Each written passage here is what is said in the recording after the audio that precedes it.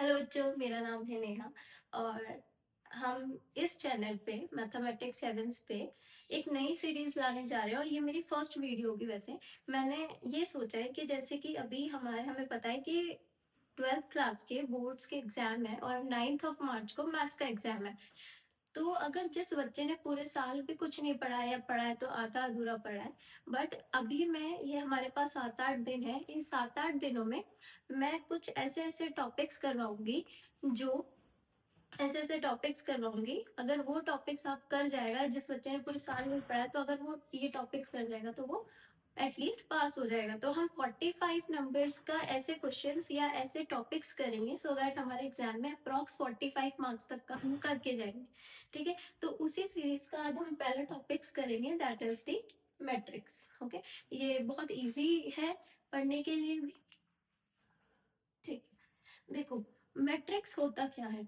Matrix is the rectangular array of the elements. क्या है? Matrix is the rectangular rectangular array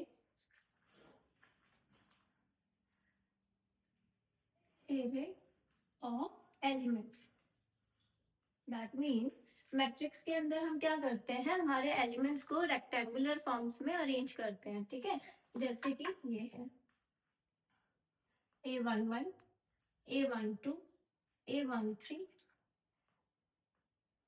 A21, A22, A23, A31, A32, A33। ठीक है, तो अब यहाँ पे देखो, ये हॉरिजॉन्टल जो लाइंस है इनको हम रोज बोलते हैं और जो ये वर्टिकल लाइंस है इनको हम बोलते हैं कॉलम्स। ठीक है, तो यहाँ पे हमारे पास कितनी हॉरिजॉन्टल लाइंस है? 3। तो हमारे पास कितनी रोज है? 3, that is R1, R2 and R3। ठीक है, देन वर्टिकल लाइंस पे कितनी है? 3 है। तो C1, C2 एंड C3। तो हमारे पास कितनी रोज है, कितनी कॉलम्स है? हमारे पास यहाँ पे 3 रोज है एंड 3 कॉलम्स हैं। ठीक है, तो ऑर्डर क्या होता है मैट्रिक्स का? मैट्रिक्स का ऑर्डर होता है number of rose into number of orders, number of columns. ठीक है, what is the order of a matrix? Matrix order क्या होता है मैट्रिक्स का? हमारा कितनी रोज है? 3। कितनी कॉलम्स है यहाँ पे? 3। तो 3 क्रॉस 3। तो ये हमारा एक मैट्रिक्स है जिसका ऑर्डर कितना है? 3 क्रॉस 3। हमने यहाँ पे क्या किया है? एलिमेंट्स को अरेंज किया है एक पर्टिकुलर अरेंजमेंट में। ओके, तो दिस इज दी मैट्रिक्स। अब हम यहाँ पे कुछ फंडामेंटल चीजें सीखेंगे मैट्रिक्स के बारे में। उससे पहले हम कुछ टाइप्स ऑफ मैट्रिक्स पढ़ेंगे। ये चीजें हमें एमसीक्यू में पूछी जा सकती है, तो हम ध्यान रखेंगे कि हमें टाइप पता हो। एमसीक्यू में ये चीजें हमसे पूछी जा सकती है। ओके, आगे बढ़े। अब हम देखते हैं टाइप्स ऑफ मैट्रिक्स। तो इसके अंदर पहला मैट्रिक्स होता है रेक्टेंगुलर मैट्रिक्स। अब रेक्टेंगुलर मैट्रिक्स क्या होता है? रेक्टेंगुलर मैट्रिक्स में क्या होगा? Number of rows is not equal to number of columns. और नंबर ऑफ रोज क्या होंगी? जितनी हॉरिजॉन्टल लाइंस बन जाएगी मैट्रिक्स के अंदर, वो नंबर ऑफ रोज होंगी। जितनी वर्टिकल लाइंस बनेंगी वो कॉलम्स हो जाएगा। तो अगर number of rows is not equal to number of column तो रेक्टेंगुलर मैट्रिक्स इजी था। देन स्क्वायर मैट्रिक्स, स्क्वायर क्या होता है? जिसकी सारी साइड सेम होती है, तो आप उससे आइडिया ले सकते हो। तो यहाँ पे क्या हो जाएगा? Number of rows equals to number of column. ठीक है, देन हमारे पास एक मैट्रिक्स आता है that is the diagonal matrix. Okay, diagonal matrix क्या है? स्क्वायर मैट्रिक्स ही होता है, बट डायगोनल मैट्रिक्स एक ऐसा मैट्रिक्स है जो है तो square matrix, but square matrix में कुछ स्पेशल प्रॉपर्टी वो फॉलो करता है। क्या प्रॉपर्टी है उसकी? डायगोनल मैट्रिक्स क्या है? एक स्क्वायर मैट्रिक्स है जिसकी नॉन डायगोनल एंट्रीज क्या होंगी? 0 होंगी। अब नॉन डायगोनल एंट्रीज या फिर डायगोनल एंट्रीज क्या होती है?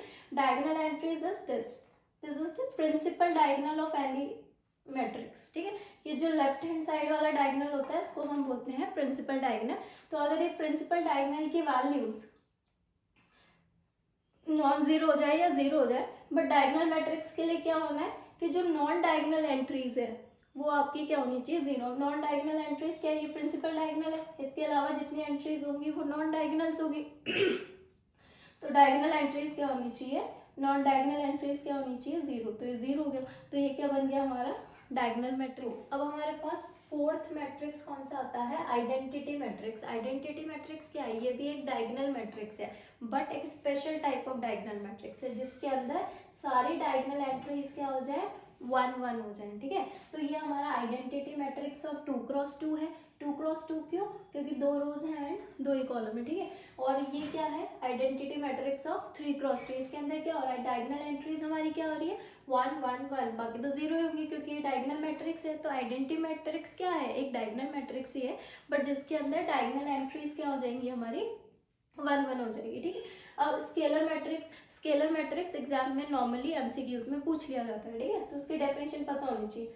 तो स्केलर मैट्रिक्स क्या है, ये भी एक डायगोनल मैट्रिक्स है जिसमें डायगोनल एंट्रीज की सारी वैल्यूज क्या होनी चाहिए, सेम होनी चाहिए, ठीक है। जैसे यहाँ पे डायगोनल एंट्रीज क्या है, 2 2 2, तीनों सेम है, तो ये हमारा क्या है, डायगोनल मैट्रिक्स है, ठीक है।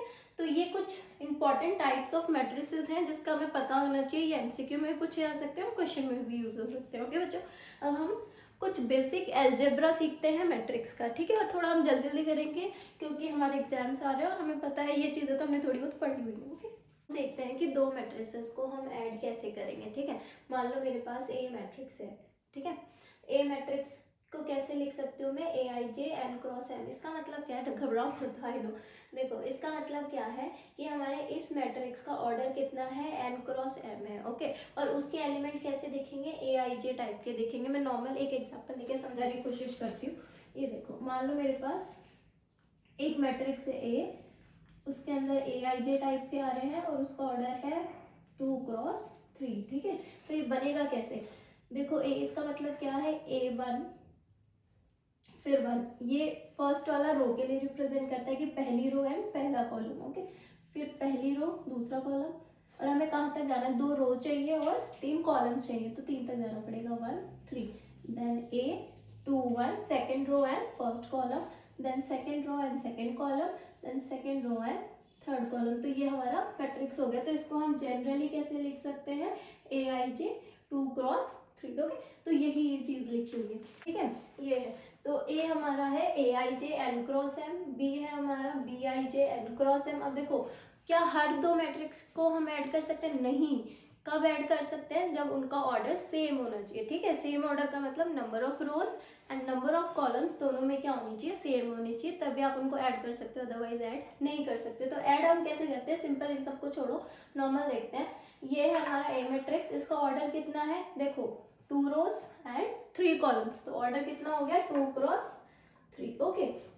इसको देखो, क्या इसका ऑर्डर 2x3 है, यस, इसका भी 2x3 है, दिख रहा है, ठीक। इसका ऑर्डर कितना है, 2x3, ठीक है। तो दोनों का ऑर्डर क्या है, सेम है। तो अगर ऑर्डर सेम है तो हम तभी उसको क्या कर सकते हैं, ऐड कर सकते हैं, ओके। तो हम इसको ऐड करेंगे। अब एडिशन कैसे होगा, कॉरस्पॉन्डिंग एंट्री को कॉरस्पॉन्डिंग एंट्री के साथ ऐड करना। जैसे इसकी फर्स्ट एंट्री 1 थी और इसकी फर्स्ट एंट्री 0 थी, तो 1 + 0 कितना आया, 1, 2 + 1 कितना आया, 3, 5 + -1, तो 5 - 1 कितना हो गया, 4, 3 + 1 is 4, 4 + 0 is 4 एंड 6 + 1 is 7। तो ये हमारा a + b आ गया। और इसका जो ऐड होने के बाद नया मैट्रिक्स बनेगा उसका ऑर्डर भी वही होगा जो a का ऑर्डर होगा और b का ऑर्डर होगा। तो इसका ऑर्डर भी कितना आया, 2x3। अब जैसे हमने एडिशन किया है वैसे दो मैट्रिक्स को सब्ट्रैक्ट कर देंगे। तो सब्ट्रैक्शन में हम क्या करेंगे, अब जैसे इसी का मान लो मुझे सब्ट्रैक्शन करना है, तो इसमें भी क्या करना है, कॉरस्पॉन्डिंग एंट्री को कॉरस्पॉन्डिंग एंट्री के साथ माइनस करना है। अब एडिशन कब कर सकते हैं हम दो मैट्रिक्स का, जब उनका ऑर्डर सेम हो, और सब्ट्रैक्शन भी कब कर सकते हैं, जब उनका ऑर्डर सेम हो। तो ध्यान रखना, जब एडिशन और सब्ट्रैक्शन उन्हीं मैट्रिक्स का आप कर सकते हो जिन दोनों का ऑर्डर सेम हो, ओके। तो अब अगर इसी का मुझे a - b निकालना है तो देखो क्या हो जाएगा, a - b। अब माइनस करो, 1 - 0, कॉरस्पॉन्डिंग में से कॉरस्पॉन्डिंग हटाना है, ठीक है। 1 - 0 तो क्या हो जाएगा, 1 ही रहेगा। 2 - 1 तो क्या हो जाएगा, 1, ठीक है। देन 5 - -1 तो 5 + 1 दैट इज 6, तो ये 6 हो जाएगा। 3 - 1 is 2, then 4 - 0 is 4, then 6 - 1 is 5,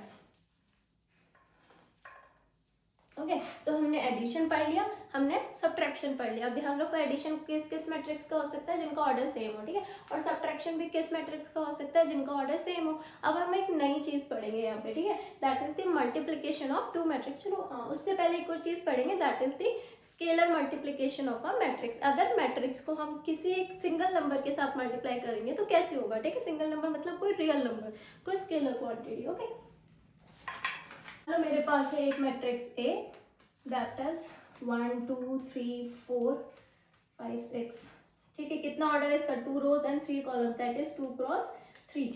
तो इस स्केलर मल्टीप्लिकेशन का मतलब क्या है, मान लो मैंने इसको 2a कर दिया, 2 नंबर के साथ मल्टीप्लाई किया है, 2 इज अ स्केलर क्वांटिटी, तो ये 2 क्या होगा, इसके हर एक एंट्री के साथ मल्टीप्लाई हो जाएगा। तो इसको करो 1 into 2 is 2, 2 into 2 is 4, then 10 6 8 and 12। Okay और क्या स्केलर मल्टीप्लिकेशन ऑर्डर को चेंज करता है, no, order still the order is 2 cross 3, ठीक है। अब यहाँ तक हमारा हो गया। नेक्स्ट अब हम सीखेंगे multiplication of a matrix, that is very important और उसमें बहुत ज्यादा कंफ्यूजन रहता है। Okay multiplication of a matrix या फिर टू मैट्रिसेस, मल्टीप्लिकेशन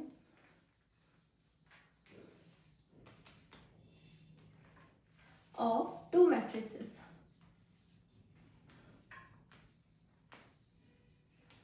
ठीक है, अब पहली चीज तो ये हमें पता होना चाहिए, क्या हर मैट्रिक्स का मल्टीप्लिकेशन एग्जिस्ट करता है, नहीं, हर मैट्रिक्स का मल्टीप्लिकेशन एग्जिस्ट नहीं करता है।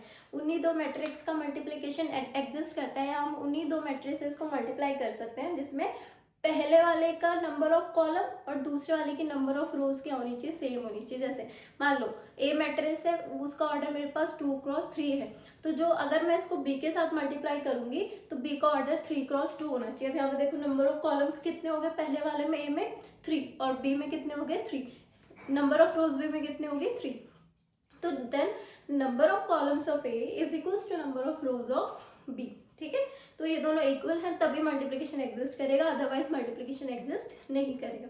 और सेकेंड थिंग, मल्टीप्लिकेशन क्या होता है, matrix multiplication is not commutative, that means A B is not equal to B A. Normal numbers में हमें पता है होता है 1 into 2 is equal to 2 into 1, but matrix में A B is not equal to B A. Okay अब इसका कुछ मेथड होता है कि हम मल्टीप्लाई कैसे करेंगे। ओके तो ए मैट्रिक्स है मेरे पास, छोटे से लेते हैं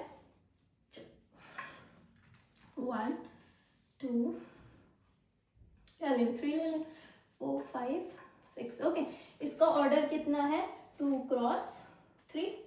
अब अगर मुझे इसको मल्टीप्लाई कराना है तो नेक्स्ट वाले की मल्टीप्लाई, अगर मुझे ए को बी के साथ मल्टीप्लाई कराना है तो पहले वाले में नंबर ऑफ कॉलम और दूसरे वाले में नंबर ऑफ रोज क्या होनी चाहिए, सेम होनी चाहिए। इसमें नंबर ऑफ कॉलम्स कितने हैं 3, तो बी के अंदर नंबर ऑफ रोज कितने होने चाहिए 3। तो यहाँ लिखेंगे, मान लो हमने लिखा 1 -1, हमें रोज 3 रखनी है, कॉलम तो जितना मर्जी हो, ठीक है। 1 -1 2 3 4। ओके तो what is the order of this matrix, 3 cross 2, 3 rows and 2 column है। क्या इन दोनों मैट्रिक्स का मल्टीप्लिकेशन एग्जिस्ट करेगा, क्या ए बी एग्जिस्ट करेगा, एग्जाम में पूछा जा सकता है। दो मैट्रिक्स देखे, क्या ए बी एग्जिस्ट करेगा, यस। यहाँ पे number of column of first matrix is equals to number of rows of the second matrix, तो ये एग्जिस्ट करेगा। ठीक है, अब इसको निकालेंगे कैसे वो पता है। सेकंड, हम ए बी को बिना सॉल्व करे भी ऑर्डर बता सकते हैं कि ये जो रिजल्टेंट आएगा ए बी, इसका ऑर्डर क्या होगा। देखो ए का ऑर्डर है 2 क्रॉस 3, बी का ऑर्डर है 3 क्रॉस 2। अब हम क्या कर रहे हैं, ए इंटू बी। अब ए क्या है, ए का ऑर्डर है 3 क्रॉस 2, बी का ऑर्डर है, सॉरी क्या था, ए का ऑर्डर था 2 क्रॉस 3 और बी का ऑर्डर है 3 क्रॉस 2। तो ए बी का ऑर्डर क्या होगा, एक कॉमन वाले को हटा दो, बचा क्या 2 क्रॉस 2।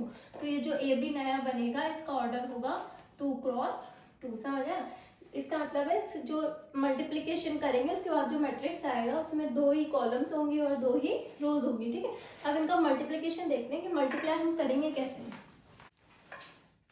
ओके अब हम कर रहे हैं ए बी, ए लिख लेते हैं यहाँ पे, व्हाट इज ए, 1 2 3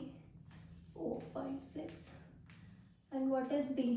ए पहले लिखा है तो ए लिखेंगे, then b, b is 1 -1 0 2 then 3 4। अब मल्टीप्लाई करना कैसे देखो चलो नीचे लिख लेते हैं इसको, इसको मिटा ही देते हैं। अब देखो यहाँ पे सबसे पहला ऐसे मल्टीप्लिकेशन होगा, ये रो इस कॉलम के साथ, ठीक है। यहाँ फॉर इजी कन्वीनियंस के लिए हम क्या करेंगे, इसको 1 नाम देंगे, इसको 2, इस पे लिख देंगे 3, फिर यहाँ पे इधर लिखेंगे 1 2 3, ठीक है। अब पकड़ेंगे किसको, पहली रो पकड़ेंगे, पहले वाले की पहली रो पकड़ेंगे, फिर इसको पहली कॉलम के साथ मल्टीप्लाई करेंगे तो यहाँ लिखेंगे, फिर इसकी पहली रो को ही सेकंड कॉलम के साथ मल्टीप्लाई करेंगे, यहाँ लिखेंगे। अगर और भी कॉलम्स होती तो उसके साथ मल्टीप्लाई करते। अब मल्टीप्लाई कैसे होगा, 1 1 के साथ मल्टीप्लाई होगा, देन प्लस, 2 2 के साथ मल्टीप्लाई होगा, देन प्लस, देन 3 3 के साथ मल्टीप्लाई होगा, देन प्लस। ओके, करते हैं 1 1, ओके, 1 इंटू 1, देन बीच में हम अपनी साइड से प्लस लगाएंगे, 2 इंटू 0, देन फिर हम अपनी साइड से प्लस लगाएंगे 3 इंटू 3, ठीक है। अब हम पहले में चल रहे हैं तो पहली रो को इंटैक्ट रखेंगे, उसको मल्टीप्लाई करेंगे दूसरी कॉलम के साथ। ओके, तो करते हैं 1 पहला पहले के साथ, 1 into -1 2 into 2 plus 3 into 4। Okay, आगे मैम आगे। अब सेकेंड एंट्री पे जा रहे हैं इसकी, तो इसकी सेकेंड रो पकड़ेंगे और उसकी और हम क्या कर रहे हैं, इस मैट्रिक्स का सेकेंड रो की पहली एंट्री लिख रहे हैं, तो सेकेंड रो को फर्स्ट कॉलम के साथ मल्टीप्लाई करेंगे, ठीक है। तो ये आएगा 4 इंटू 1 देन 5 इंटू 0 प्लस, हम अपनी साइड से प्लस लगाएंगे, 5 into 0 plus 6 into 3। Okay, then 4 into -1 plus 4 into -1 5 into 2 plus 6 into 4। Okay, तो हमारा फाइनल मैट्रिक्स क्या बना ये मल्टीप्लिकेशन का,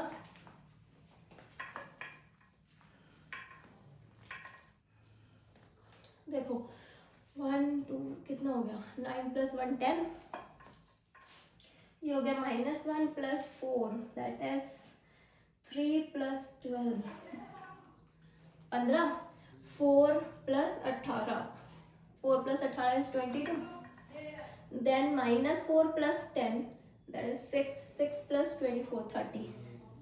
और ऑर्डर देखो इसका क्या है, 2 क्रॉस 2। तो हमारा ये मैट्रिक्स क्या आया, ए बी मैट्रिक्स, ये मैट्रिक्स आ गया। समझ आ गया? दोबारा देखो एक बारी, हम मल्टीप्लिकेशन कैसे करेंगे, और मल्टीप्लिकेशन क्या हर एक मैट्रिक्स की आप किसी भी मैट्रिक्स के साथ मल्टीप्लाई कर सकते हो? नहीं, मल्टीप्लिकेशन कब कर पाएंगे, जब पहले वाले मैट्रिक्स की नंबर ऑफ कॉलम और दूसरे वाले मैट्रिक्स की नंबर ऑफ रोज क्या होनी चाहिए, सेम होनी चाहिए, ठीक है। तो नंबर ऑफ रोज और इसकी नंबर ऑफ कॉलम्स कितनी है 3, इसकी नंबर ऑफ रोज कितनी है 3, तो इसलिए इसकी मल्टीप्लिकेशन एग्जिस्ट करेगी, ठीक है। अब मल्टीप्लिकेशन करेंगे कैसे, देखो सबसे पहले यहाँ पे 1 2 3 लिखेंगे और इस साइड में इधर लिखेंगे 1 2 3, ठीक है। अब मल्टीप्लाई करना कैसे, पहली रो उठानी है, उसको पहली कॉलम के साथ यहाँ लिखना है, फिर रो इंटैक्ट रखनी है, सेकंड कॉलम के साथ यहाँ लिखना है, ठीक है। फिर जब सेकंड में पहुंचेंगे, ये सेकंड रो उठानी है, उसको फर्स्ट कॉलम के साथ मल्टीप्लाई करना है, तो यहाँ लिखेंगे, then second row second column, तो यहाँ लिखेंगे, ठीक है। अब मल्टीप्लाई करेंगे कैसे, फर्स्ट के साथ, सेकंड के साथ, थर्ड के साथ, और बीच में प्लस करते जाएंगे, जैसे 1 × 1 प्लस 2 × 0 प्लस 3 × 3 दिस, ठीक है। 1 × -1 प्लस 2 × 2 प्लस 3 × 4। ओके, फिर सेकेंड रो उठाएंगे, 4 × 1 5 × 0 प्लस 6 × 3, देन 4 × -1 प्लस 5 × 2 प्लस 6 × 4। तो ये हमारा मैट्रिक्स आ गया। अब मुझे बताओ जल्दी से, क्या बी ए एग्जिस्ट करेगा, is B A exist, is B A exist, जल्दी जल्दी सोचिए बताओ। अब देखो बी का ऑर्डर कितना था, ये हमारा बी था ना, तो बी का ऑर्डर कितना था 3 × 2, और इसका ऑर्डर कितना था 2 × ये बी का ऑर्डर था, ये 2 का ऑर्डर था, 3 × 2 और इसका ऑर्डर कितना था 2x3। ठीक है, ये एग्जिस्ट करेगा, यस करेगा मैम, क्योंकि यहाँ पे number of column of B matrix is equals to the number of row of the second matrix, और उसका ऑर्डर कितना होगा 3x3। अब आप इसको मल्टीप्लाई करके देखना, बी है जैसे ए बी करा है वैसे बी आएगा, और चेक करना क्या वो दोनों सेम आएंगे, नहीं आएंगे। देखो यहाँ पे इसका ऑर्डर कितना होना 2x2, और इस वाले मैट्रिक्स का ऑर्डर बनेगा 3x3, तो ये मैट्रिक्स इक्वल नहीं होंगे। ओके, अब हम आगे क्या करते हैं, अब हम आगे सीखेंगे कि दो मैट्रिक्स इक्वल कब होते हैं। ठीक है, दो मैट्रिक्स की इक्वालिटी फर्स्ट इज दी, अब हम नेक्स्ट क्या पढ़ेंगे बच्चों, equality of matrix, equality of two matrices. Okay,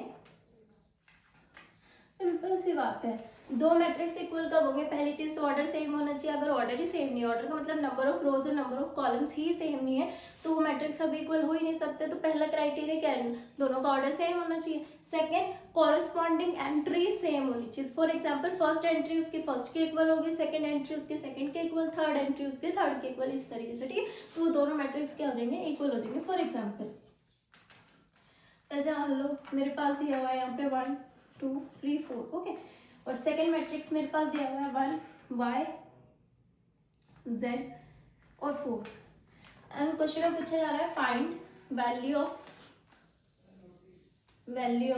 y and z। अब बताओ, इसमें बीच में इक्वल दिया है, इसका मतलब है ये दोनों मैट्रिक्स क्या है, इक्वल है। ठीक है, तो अब देखो 1 तो 1 के इक्वल है, 2 किसके इक्वल है, y के इक्वल, तो y की वैल्यू क्या हो जाएगी मेरे बच्चों 2। ठीक है, और यहाँ पे 3 किसके इक्वल आना चाहिए, z के इक्वल, तो z की वैल्यू क्या हो जाएगी 3, और 4 तो 4 के इक्वल है। तो अगर कोई भी दो मैट्रिक्स इक्वल है तो उनकी कॉरेस्पॉन्डिंग एंट्रीज भी क्या होगी, इक्वल होगी। ओके, हाँ अब हम कुछ और इम्पोर्टेंट चीजों के बारे में स्टडी करेंगे जिसके बारे में पढ़ना चाहिए हमें। ठीक है, तो हम पढ़ेंगे symmetric matrix and the skew symmetric matrix. क्या पढ़ेंगे, symmetric matrix and the skew symmetric matrix. Okay, first है सिमेट्रिक मैट्रिक्स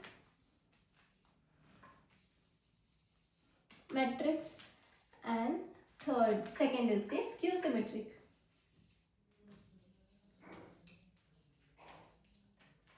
बट सिमेट्रिक और स्क्यू सिमेट्रिक पढ़ने के लिए हमें पहले ट्रांसपोज आना चाहिए। अब ये ट्रांसपोज क्या होता है, रुको ट्रांसपोज देखते हैं ट्रांसपोज क्या होता है।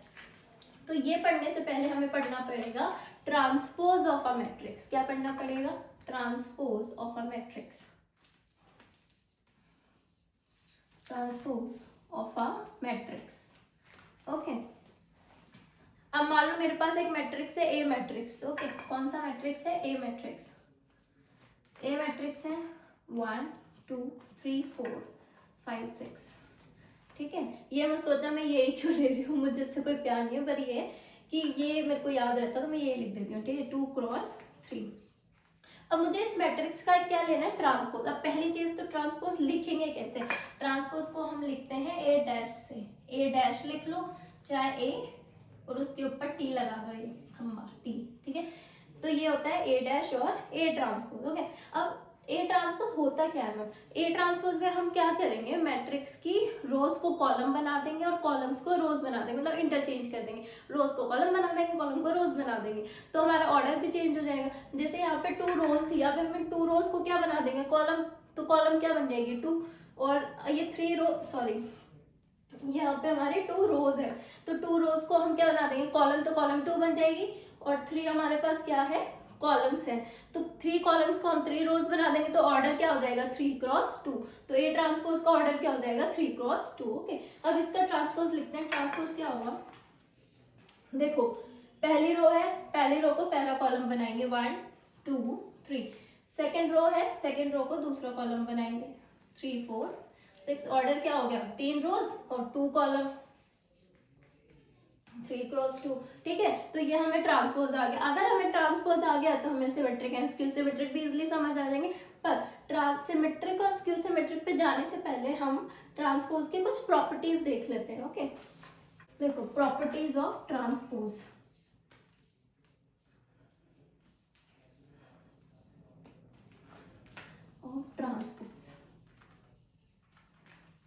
देखो पहली प्रॉपर्टी क्या है, अगर मेरे पास दो मैट्रिक्स हैं ए प्लस बी, ठीक है, उन दोनों को मैंने ऐड कर दिया और फिर इस पूरे का ट्रांसपोज लूँ तो मैं इसमें क्या, ये किसके इक्वल आएगा, A transpose plus B transpose. कहने का मतलब चाहे दो मैट्रिक्स को ऐड करके फिर उनका ट्रांसपोज लो या फिर ट्रांसपोज लेके ऐड करो, एक ही बात है। ठीक है, सेम विथ माइनस ऑल्सो।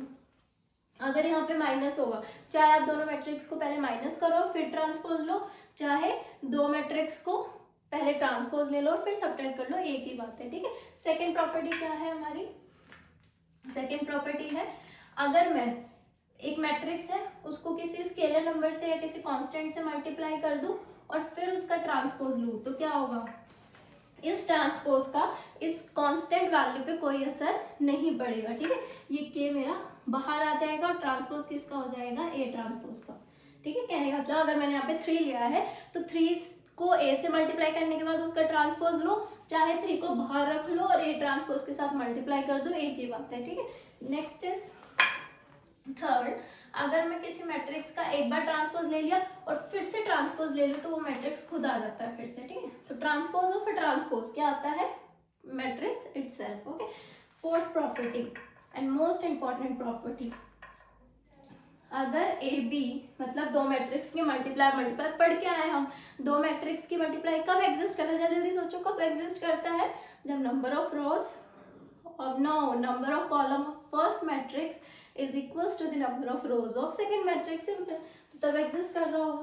तो अगर मैं यहाँ लिख रही हूँ इसका मतलब एग्जिस्ट कर रहा होगा, तब ये लिख रही हूँ। ठीक है, तो कैसे खुलता है, उल्टा चल रहा है। ठीक है, यहाँ पे खुलेगा कैसे, बी ट्रांसपोज पहले आएगा देन ए ट्रांसपोज। ठीक है, तो ए बी का होल ट्रांसपोज किसके इक्वल आएगा, B transpose into A transpose. तो ये कुछ प्रॉपर्टीज। ठीक है, ट्रांसपोज क्लियर हुआ। ट्रांसपोज में क्या करेंगे, नंबर ऑफ रोज को नंबर ऑफ रोज को चेंज कर देंगे किसमें, कॉलम्स में, और कॉलम्स को चेंज कर देंगे रोज में। ठीक है, और अगर आप दो मैट्रिक्स को ऐड करो फिर ट्रांसपोज लो या फिर ट्रांसपोज करके ऐड करो या फिर दो मैट्रिक्स को सब्ट्रैक्ट करके होल ट्रांसपोज लो या फिर अलग अलग उनका ट्रांसपोज लेके सब्ट्रैक्ट करो, एक ही बात है। ठीक है,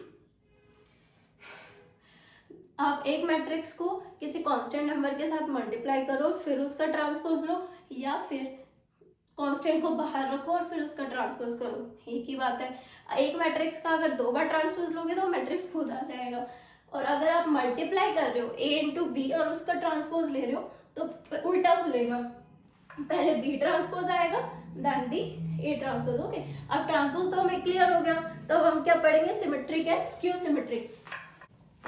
ओके, अब क्या पढ़ेंगे, सिमेट्रिक एंड स्क्यू। अगर हमें ट्रांसपोज क्लियर है तो हमें सिमेट्रिक एंड स्क्यू सिमेट्रिक बहुत इजी लगेगा और ये इंपॉर्टेंट है। ठीक है, और आज की क्लास में सिर्फ हम कॉन्सेप्ट समझेंगे और कल नेक्स्ट लेक्चर में हम क्या करेंगे, इसके इंपॉर्टेंट क्वेश्चंस करेंगे, फिर नेक्स्ट में हम डिटर्मिनेंट शुरू करेंगे। ठीक है,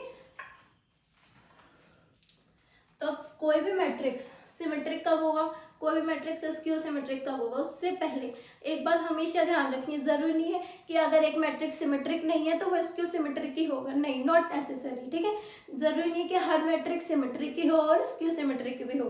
ठीक है, वो कोई और चीज भी हो सकता है, जरूरी नहीं है कि एक मैट्रिक्स को अगर सिमेट्रिक नहीं है तो स्क्यू सिमेट्रिक होगा, स्क्यू सिमेट्रिक नहीं है तो सिमेट्रिक, ऐसा नहीं है। ठीक है, वो हो भी सकता है, नहीं भी हो सकता, क्योंकि इनके अलावा भी और चीजें हैं।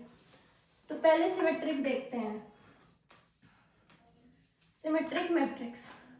कोई भी मैट्रिक्स है उसको हम सिमेट्रिक मैट्रिक्स कब बोलेंगे, देखो मैंने बोला अगर ट्रांसपोज नहीं पढ़ा तो ये नहीं आएगा, अब ट्रांसपोज से रिलेटेड होगा इसका मतलब, तो क्या होगा, अगर आपके मैट्रिक्स का ट्रांसपोज वापस से ए ही आ जाए तो वो सिमेट्रिक मैट्रिक्स बन जाएगा। ठीक है, अगर मान लो मैंने ए का ट्रांसपोज करा और वापस से ए आ गया, ठीक है, तो ये क्या बन जाएगा, a is symmetric matrix, a is symmetric matrix. ठीक है, तो सिमेट्रिक मैट्रिक्स, कोई भी मैट्रिक्स सिमेट्रिक कब होगा तो आपको उसका ट्रांसपोज देखना है, अगर वो ट्रांसपोज उसी मैट्रिक्स के इक्वल आ जाता है तो वो सिमेट्रिक मैट्रिक्स हो गया, सिंपल। ठीक है, और सिमेट्रिक मैट्रिक्स के ट्रिक भी होते हैं, आप बिना ट्रांसपोज चेक करे भी चेक कर सकते हो कि वो सिमेट्रिक है या नहीं मैट्रिक्स। ठीक है, वो भी बताऊंगी। नेक्स्ट हम क्या देखते हैं, स्क्यू सिमेट्रिक।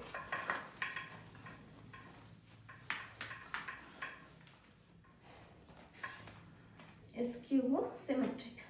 ओके, मान लो एक ए मैट्रिक्स था मेरे पास, इसका मैंने ट्रांसपोज करा, अब ए ना आने के बजाय माइनस ऑफ ए आ गया, तो ये क्या बन जाएगा, मैट्रिक्स इज स्क्यू सिमेट्रिक। तो ए मैट्रिक्स क्या हो जाएगा, स्क्यू सिमेट्रिक। तो देखो सिमेट्रिक क्या है, अगर ट्रांसपोज करा वो मैट्रिक्स खुद आ गया तो वो सिमेट्रिक हो गया, और स्क्यू सिमेट्रिक क्या है, ट्रांसपोज लिया और वो नेगेटिव ऑफ दैट मैट्रिक्स आ गया तो वो स्क्यू सिमेट्रिक हो गया, ठीक है। अब सिमेट्रिक और स्क्यू सिमेट्रिक को आप बिना देखे, बिना ट्रांसपोज निकाले चेक कर सकते हो, अगर एमसीक्यू में आता है कहीं पे भी। तो उसकी एक ट्रिक होती है, वो बता रही हूँ। देखो, मान लो मेरे पास ए मैट्रिक्स है, ओके, ये है, मान लो मैंने लिखा 2 3, और वन मोर थिंग, सिमेट्रिक और स्क्यू सिमेट्रिक हमेशा हम देखते हैं स्क्वायर मैट्रिक्स के अंदर, ठीक है। सिमेट्रिक एंड स्क्यू सिमेट्रिक की हम बात करते हैं स्क्वायर मैट्रिक्स के अंदर जनरली, ठीक है। बट नॉर्मली सिमेट्रिक मैट्रिक्स की डेफिनेशन क्या होती है, जब उसका ट्रांसपोज उसके इक्वल आ जाए मैट्रिक्स के, और अगर उसका ट्रांसपोज किसके इक्वल आ जाए, -1 के इक्वल आ जाए, ठीक है। तो हम जनरली किस पे बात करते हैं, इनके स्क्वायर मैट्रिक्स के अंदर, ओके।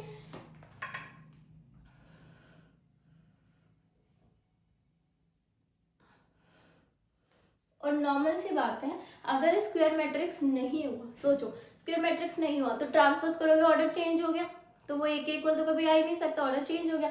तो symmetric matrix and skew symmetric matrix की हम किस पे बात करते हैं, स्क्वायर मैट्रिक्स में। तो सिमेट्रिक एंड स्क्यू सिमेट्रिक आप कौन से मैट्रिक्स में देखते हो, स्क्वायर मैट्रिक्स में, ओके। 1 2 3,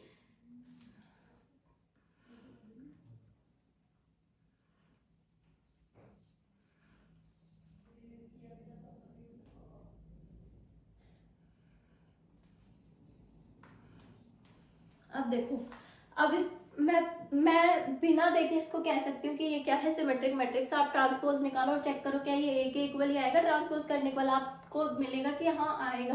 पर मैं इसको बिना देखे बता सकता है, क्यों, क्योंकि मेरे अंदर जादू है। नो, ये देखो, कोई भी मैट्रिक्स सिमेट्रिक मैट्रिक्स का होगा, आपको ये देखना है, पहले प्रिंसिपल डायगोनल देख लो, this is the principal diagonal, है ना, ये डायगोनल है। अब डायगोनल के अलावा जितनी एंट्रीज हैं वो सेम सेम आ रही होंगी, देखो ये वाली इसके इक्वल है, ये वाली इसके इक्वल आ रही है, ये वाली इसके ऊपर आ रही, इक्वल आ रही है, ठीक है। तो प्रिंसिपल डायगोनल से ऊपर वाली एंट्रीज डायगोनली में इक्वल आएंगी, देखो ये इसके इक्वल, ये इसके इक्वल, ये इसके इक्वल। तो अगर ऐसा दिखता है, ठीक है, तो मैट्रिक्स आप बिना देखे कह सकते हो that it is a symmetric matrix, ठीक है। चाहे आपको तसल्ली करनी है तो ये ट्रांसपोज निकाल के देख लो क्या आएगा। ये रो है, इसको कॉलम बनाओ 1 2 3, ये रो है, इसको कॉलम बनाओ 2 5 6, ये रो है, इसको कॉलम बनाओ 3 6 7। क्या सेम आया, यस ए। तो ए क्या हो गया, सिमेट्रिक। तो ट्रांसपोज निकालने से बेटर है कि हम डायरेक्ट देख लें, अगर हमें ट्रिक याद रहती है। ट्रिक में क्या है, principal diagonal entries, principal diagonal देखना है, उसको छुपाना है, उसके ऊपर वाली वैल्यूज को देखना है, वो सेम होनी चाहिए, 2 2 3 3 6 6। तो ये क्या हो जाएगा हमारा सिमेट्रिक मैट्रिक्स। क्या मैम स्क्यू सिमेट्रिक के लिए भी कोई ट्रिक है, यस, अभी देखते हैं।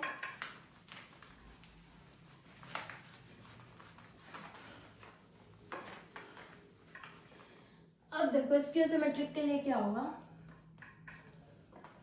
पहली चीज, स्क्यू सिमेट्रिक में आपकी सारी डायगोनल एंट्रीज 0 होंगी, ठीक है। क्या होंगी, डायगोनल एंट्रीज मस्ट बी 0, सारी डायगोनल एंट्रीज 0 होनी चाहिए। अब डायगोनल एंट्रीज के ऊपर वाले लिखो यहाँ पे 1 2, ठीक है। तो अगर ये 1 है तो ये वाला क्या होना चाहिए, उसका नेगेटिव होना चाहिए, जो भी एंट्री यहाँ पे उसका नेगेटिव यहाँ होना चाहिए -1, ठीक है। ये 2 है तो इसका नेगेटिव वाला यहाँ होना चाहिए -2, ओके। और यहाँ पे अगर मैंने 3 लिखा है तो इसका नेगेटिव यहाँ होना चाहिए -3। तो आप इसको डायरेक्टली देख के कह सकते हो कि ये क्या है, स्क्यू सिमेट्रिक मैट्रिक्स है। तो स्क्यू सिमेट्रिक मैट्रिक्स की सबसे बड़ी खासियत होगी कि उसकी डायगोनल एंट्री 0 है सारी, ठीक है। सेकंड थिंग कि उसके जैसे वहां पे देखे थे प्रिंसिपल, यहाँ पे वो सेम होते थे सिमेट्रिक में ना, यहाँ सेम की बजाय उसके नेगेटिव होंगे 1 -1 2 -2 3 -3। तो आप डायरेक्टली ऐसे चेक करके बता सकते हो कि ये स्क्यू सिमेट्रिक है या नहीं है, ठीक है। अब तसल्ली करने के लिए हम इसका ट्रांसपोज निकाल के देख लेते हैं क्या होगा। पहली रो उसको बना देना है कॉलम, तो आ गया 0 1 2। सेकेंड रो इसको बना देना है कॉलम -1 0 3। थर्ड रो इसको बना देना है थर्ड कॉलम -2 -3 0। क्या ये माइनस ऑफ ए दिख रहा है आपको, यस। अगर ए को आप -1 से मल्टीप्लाई कर दोगे 0 -1 -2 प्लस का 1 0 -3 प्लस का 2 प्लस का 3 0, ठीक है।